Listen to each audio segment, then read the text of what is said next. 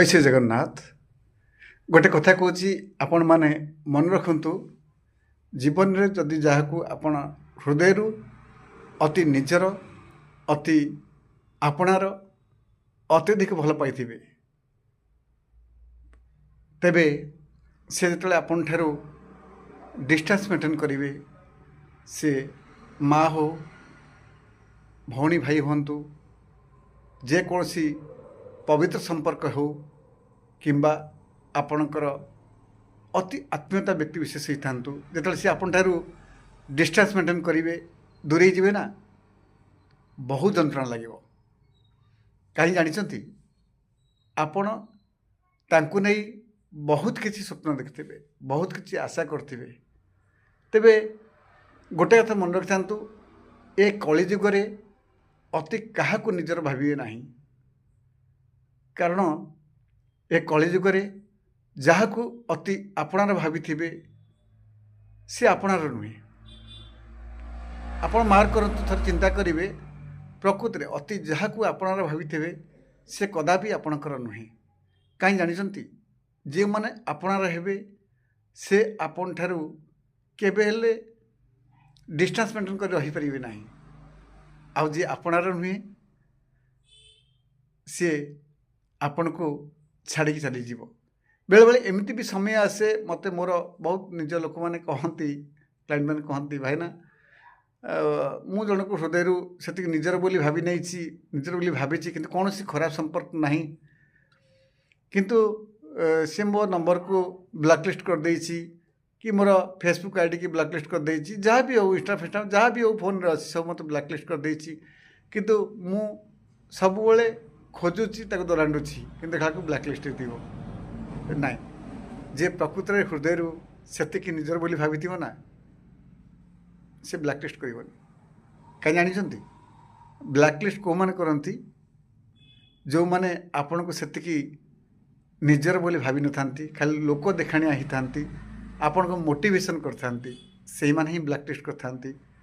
ଆଉ କଥାବାର୍ତ୍ତା ହୁଅନ୍ତି କେବଳ ମଜବୁରିରେ, ମାନେ ଉପାୟ ଶୂନ୍ୟ। କାରଣ ଆପଣଙ୍କ ସହିତ ବହୁତ ଦିନ ସମ୍ପର୍କ ରଖିଛନ୍ତି, ଯଦି ଆପଣଙ୍କ ସହିତ ସେମାନେ ସମ୍ପର୍କ ଭଟ୍ କାଟିଦେବେ ନା, ତାହେଲେ ବହୁତ କିଛି ଭୁଲ ହେଇଯିବ। ସେଥିପାଇଁ ସେମାନେ କ'ଣ କରନ୍ତି ନା, ଆସ୍ତେ ଆସ୍ତେ ଆସ୍ତେ ଆସ୍ତେ ମିଶି ମିଶି ସମ୍ପର୍କକୁ କାଟି ଦେଇଥାନ୍ତି। ଆପଣ ସବୁ ସମ୍ପର୍କକୁ ଖରାପ କେବେ ଭାବିବେନି। ସମ୍ପର୍କ ମଧ୍ୟ ପବିତ୍ର ସମ୍ପର୍କ ଅଛି।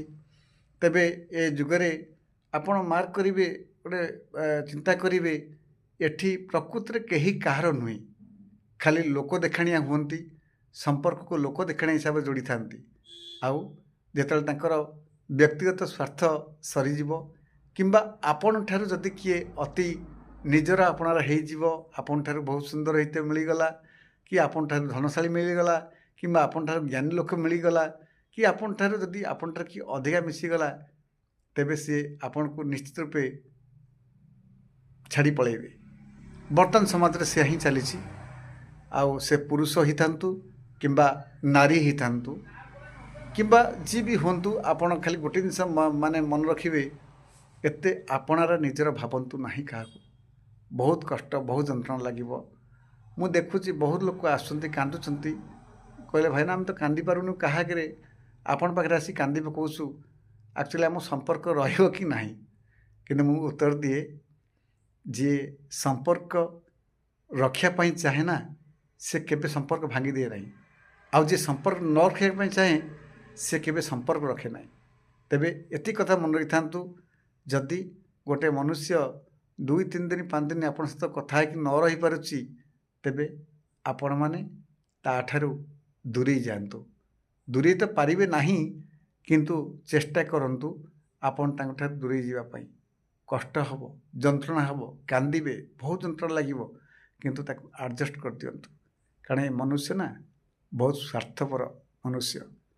ଆପଣ ଯାହାକୁ ଅତି ନିଜର ଭାବିଥିବେ, ଜାଣିଛନ୍ତି ବେଳେବେଳେ ଟାଇମ୍ରେ ଗୋଟେ ସାଙ୍ଗ, ମାନେ ଅତି କ୍ଲୋଜ୍ ପିଲା ମୋତେ କହିଲା ଯେ ଭାଇନା ଆକ୍ଚୁଆଲି ମୁଁ ଯାହାକୁ ଅତି ନିଜର ବୋଲି ଭଲ ପାଏ, ଭାବେ, ସେ ଯଦି କୁଆଡ଼େ ଯାଇଥିବ ଭାରି, ମୋର ତା କଥା ବହୁତ ମନେ ପଡ଼େ। ସେ କେମିତି ଗଲା, କେମିତି ଆସିଥିଲା, କ'ଣ ଖାଇଲା, କ'ଣ ପିଇଲା, କେମିତି ଗଲା, କାଲି ତାକୁ କ'ଣ ଅନେଇଦେବ, କାଲି ତାକୁ କ'ଣ ମିଶିବ ଦେଖେଇଦେବ। ଆକ୍ଚୁଆଲି ତାକୁ ସେତିକି ହାର୍ଟଲି ଭଲ ପାଇଯାଇଥିଲା। କିନ୍ତୁ ସେ ପିଲା କ'ଣ କଲା ଜାଣିଛନ୍ତି ତ? କିଛି ଦିନ ପରେ ତାଠୁ ଛାଡ଼ି ପଳେଇଗଲା, ପଳେଇ ଯାଇକି ତାକୁ ବ୍ଲକ୍ ଲିଷ୍ଟ କରିଦେଲା, ତାର ସବୁ ବ୍ଲକ୍ କରିଦେଲା, ତାପରେ ଆସ୍ତେ ଆସ୍ତେ ଅନ୍ୟମାନଙ୍କ ସହିତ ସମ୍ପର୍କ ଯୋଡ଼ିଲା।